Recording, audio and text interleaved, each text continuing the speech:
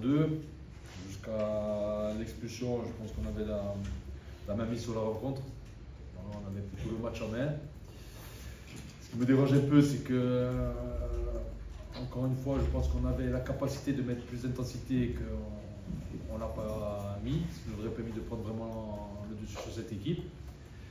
Donc en jouant à un moment donné un peu trop facile, eh ben, on prend des risques. L'expulsion elle arrive sur ça, mais même avant, hein, sur des situations de contre-attaque, sur des transmissions un peu molles, c'est un peu notre défaut.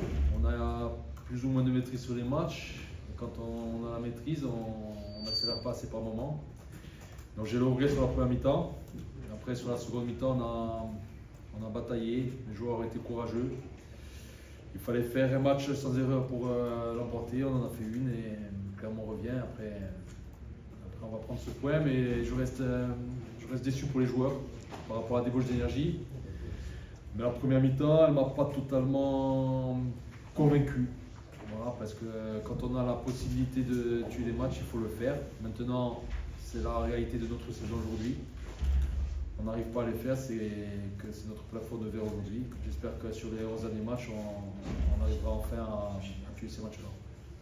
Changement technique clairement à la mi-temps, vous a dérangé ou c'est plus le fait de se retrouver à 10 quoi? Non, c'est le fait de se retrouver à 10. Voilà, c'était beaucoup plus d'efforts. On a plutôt bien géré l'infériorité numérique, même si au plus le match avançait, au plus nos milieux n'arrivaient plus assez avancés sur les milieux adverses et sur la défense clermontoise. Mais globalement, on a subi peu d'occasions. Donc voilà, il ne fallait pas faire cette erreur. On l'a faite malheureusement.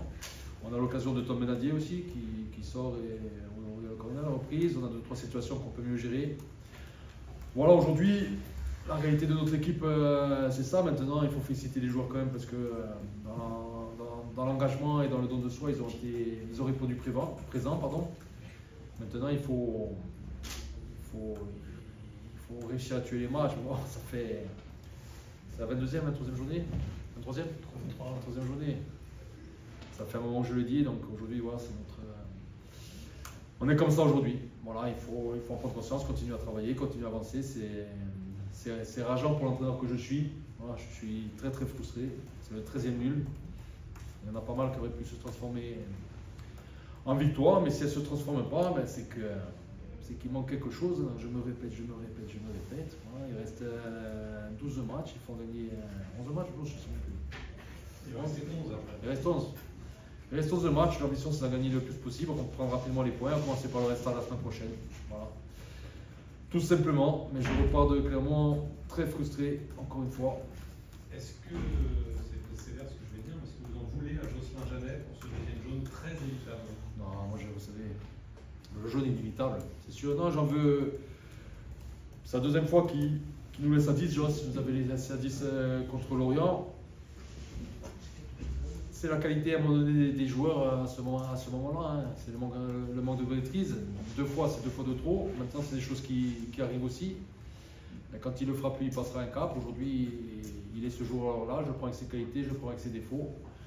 Donc non, j'en veux pas particulièrement à Jeannet. Je suis un peu frustré par notre première mi-temps parce qu'on a fait des bonnes choses, encore une fois. Mais il nous manque encore un peu de détermination, un peu de justesse, un peu plus de collectif, et c'est ça qui me frustre. Et à un moment donné, qu'est-ce qui fait que Joss prend ces 2 cartons jaunes? C'est qu'à un moment donné aussi, lui, il est tranquille depuis le début, et bim, bam. Le petit Oulay, il a 18 ans, mais il joue comme un type de 35 ans. J'avais l'impression de voir Gassier en face. Donc ça, c'est pas possible. Voilà. Ça, c'est pas possible. Donc à un moment donné, il faut remettre les choses en place. Voilà. Et le football, quand on n'est pas totalement déterminé, il punit.